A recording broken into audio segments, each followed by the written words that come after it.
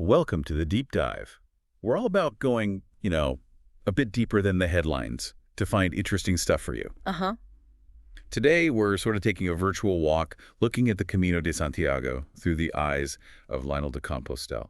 A very specific approach. Yeah, we've been looking through his online material, Wow. his website, YouTube, that kind of thing. It gives a pretty clear picture of how he sees the Camino. Exactly.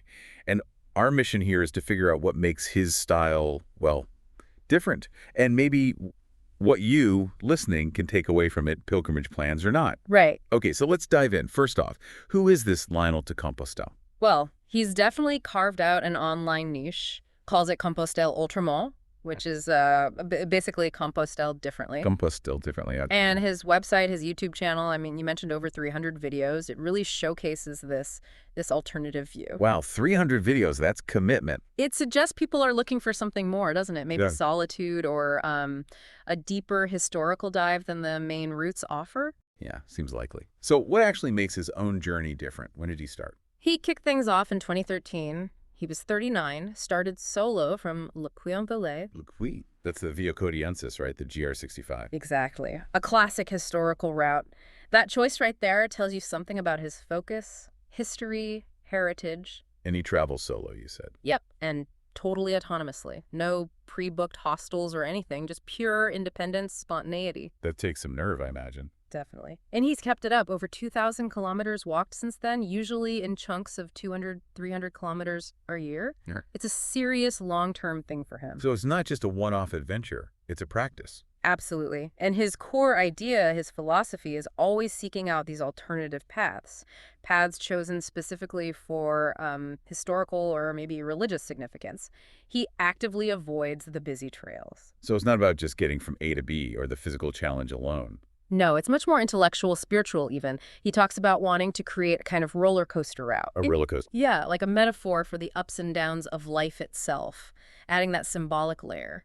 That's pretty profound, actually. Hmm. A walking metaphor. How does he share all this? You mentioned the website and YouTube. The website has loads of detail, route info, but also these sky view videos, kind of drone shots, I guess, gives a different perspective on the landscape. Ah, cool. And the YouTube channel.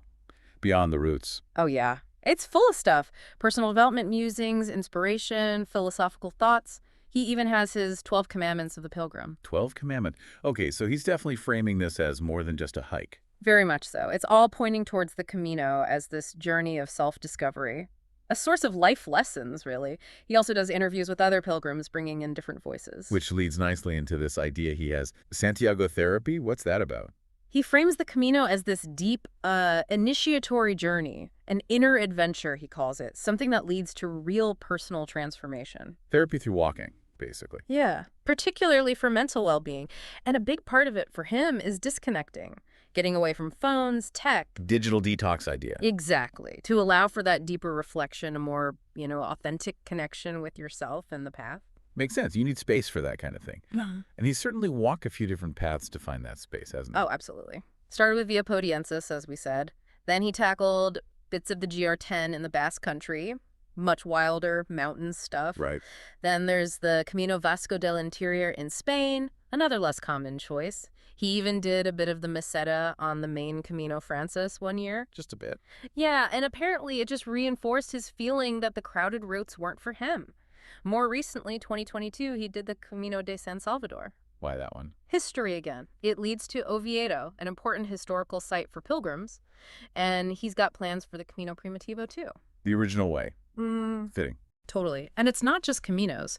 During the pandemic, he walked the Chemin de Stevenson, the GR70, and other bits of the GR10 in France. Shows his wider passion for long walks, but always with that historical or meaningful angle. So putting it all together, Lionel de Compostelle is what? A dedicated pilgrim, obviously. A keen documentarian. And kind of a Camino philosopher. That sums it up pretty well, I think. His uniqueness really lies in actively choosing those other routes, digging into the history, the meaning, Yeah. going deeper than just the physical walk. And clearly that resonates. His online stuff connects with people who want that more personal, maybe transformative Camino. Definitely. There's an audience for that different way. So the final thought for you, listening, what can we take from Lionel's approach? Well, I think his journey, his choice to, consciously step off the beaten path. It's a great prompt for all of us, right? It makes you think about your own path in life. What does it mean to travel authentically for you?